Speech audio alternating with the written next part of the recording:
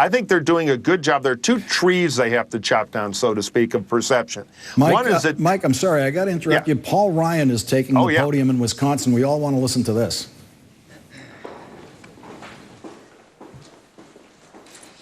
First of all, I want to say thank you and welcome to Janesville, Wisconsin. I want to recognize all the candidates who sought federal, state, and local offices in Wisconsin today. It's hard work, and I'm grateful that we had so many capable candidates to take part in the democratic process. I want to highlight one candidate in particular who is on the ballot in Wisconsin tonight, Mike Gallagher. Mike Gallagher just won the 8th Congressional District Republican primary.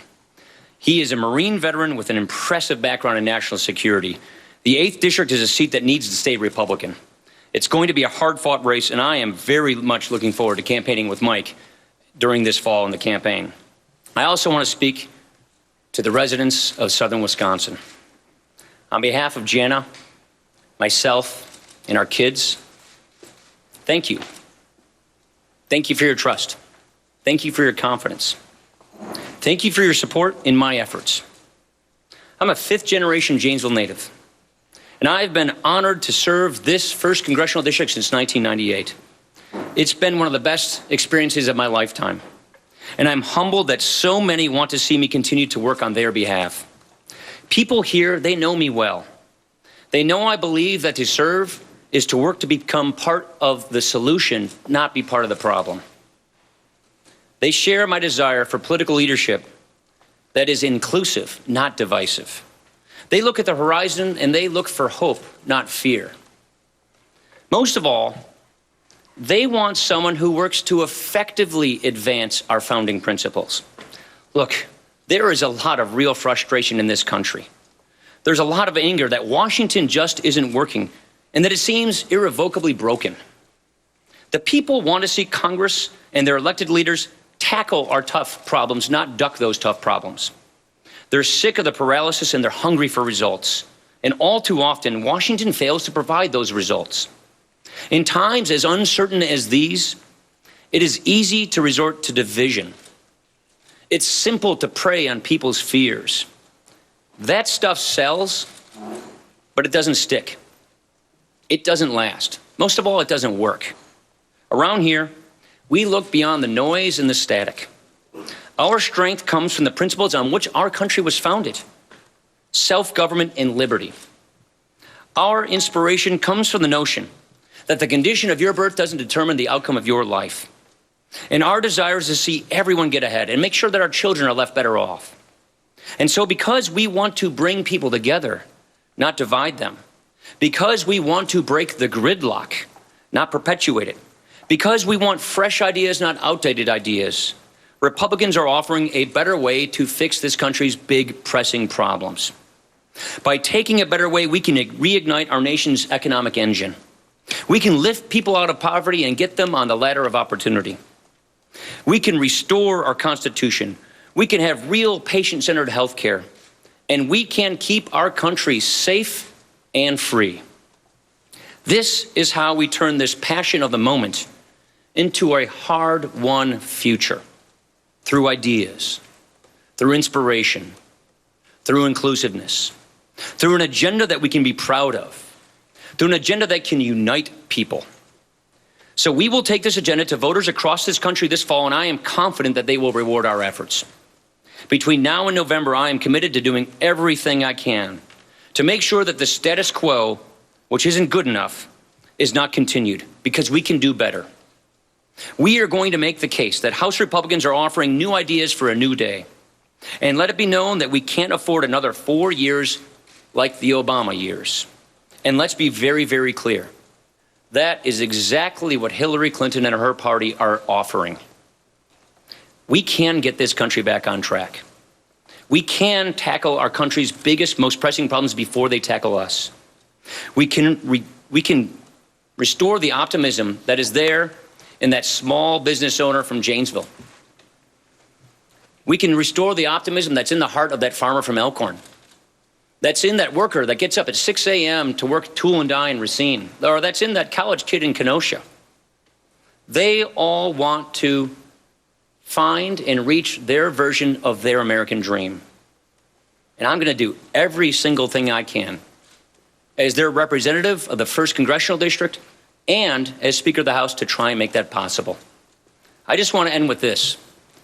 I want to thank my employers, the people I work for here in the 1st Congressional District, for hiring me to fight on their behalf. I simply want to say thank you very much for your confidence. I appreciate it. Questions? Oh, some local guys. Charles Benson, I think I see you. Right here. Yeah, there you are. I thought I heard your voice. Right. You easily beat a guy who not only played the trump card on trade and immigration, but embraced it. Do you think your landslide victory here will send a larger message that even if Donald Trump can stay on message, that he's doomed in November? Oh, I don't think it means he's doomed in November. I think it means right here in Wisconsin, people know me very, very well. Look, you know me very well, Charles. I'm a local guy. People know who I am. They know what I believe in, and they know I mean what I say, and I say what I mean, and I don't do it in a mean way. And I think that's the kind of politics, that's the kinds of policies that Wisconsinites, Republicans reward. That's why I think I won. I wouldn't ascribe anything other to it than that. Mr. Speaker, you How about Bauer? I just want to get some local folks. I thought I heard Bauer. Yeah. Okay. Would you consider I won. the presidential nomination in 2020 or even sooner, depending on what happens with the Yeah, Trump that's that's not even a question I'll even bother entertaining. There's no point in having that conversation. Mr. Manny. Speaker, from You have spoken up against Donald Trump when you believe that he's distorting Republican principles in your view. What is your reaction today to Donald Trump saying that maybe the Second Amendment Yeah, is I've been a little busy today. I heard about this Second Amendment quote. It sounds like just a joke gone bad. I hope he clears it up very quickly. You should never joke about something like that. I didn't actually hear the comments. I only heard about those comments. It also 50 national security officials, Bush administration officials, in addition to Susan Collins, all are calling Donald Trump dangerous, too dangerous to be in this country. What is the reaction? Look, I think it's very clear. The Trump-Pence ticket is going to be one that will put good judges at the Supreme Court, and we will find far better receptivity of our agenda that we're trying to get on track to fix this country's problems than the Hillary Clinton administration. That much we know. Mr. Speaker. Frank Scholl, let me get Frank and then Kelly. You must have been dying to respond to things that Mr. Neal was saying during the campaign. Would you like to respond to something? No, I don't see any point of it. I don't. You get to the end zone, you act like you've been there before. You know what I mean? So Your Democratic opponents in this race? I haven't even thought about that. Look, we knew we were going to do well. We received the vote that we were hoping and expecting to get all along. And that's just kind of how the outcome is exactly what we were hoping for and what we were expecting. And, desperate candidates do desperate things for attention. I think that's what you saw here. Kelly. Mr. Speaker, thanks for bringing us back to James Lanier. Yeah, welcome back. Congratulations on your primary victory. So now here's the Donald Trump question.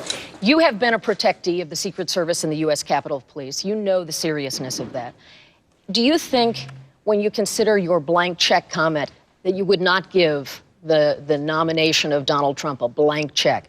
Has he gone too far here when he's talking about matters of security? You're talking about Manny's question? Yeah. I haven't even heard I'm not going to make a comment more than I just did, other than what I heard. No, I don't want to do it that way. I haven't even read it. I've been pretty busy today. The point I made before is, with any endorsement of anyone, they are never blank checks. Look, let me just say it this way. I believe here in Wisconsin, we have a unified Republican Party. We have a unified Republican Party because we tell people who we are, what we believe, what our principles are, and what we'll do if we get elected. And then, like we had happen here in Wisconsin, we did it. That's exactly what we are trying to do here as House Republicans. We have taken our principles, liberty, freedom, free enterprise, self-determination, upward mobility, equality of opportunity, and apply them to the principles of the day and offered a better way, offered an agenda, so that the country, which does not like the path we are on, actually has a better path from which to choose. That's the kind of an agenda we're offering the country. We believe that's what people are hungry for in this nation, and that, I think, has been validated right here this evening in the 1st Congressional District. Thank you very much. Appreciate it. That was Paul Ryan after his expected huge landslide victory in his Republican primary election. Got 84% of the votes. He said we want hope, not fear. In his statement, he said we want to look beyond the noise and the static. We want to bring people together, not divide them. And he never said the words Donald Trump when he was in his prepared remarks. But he was asked about Donald Trump.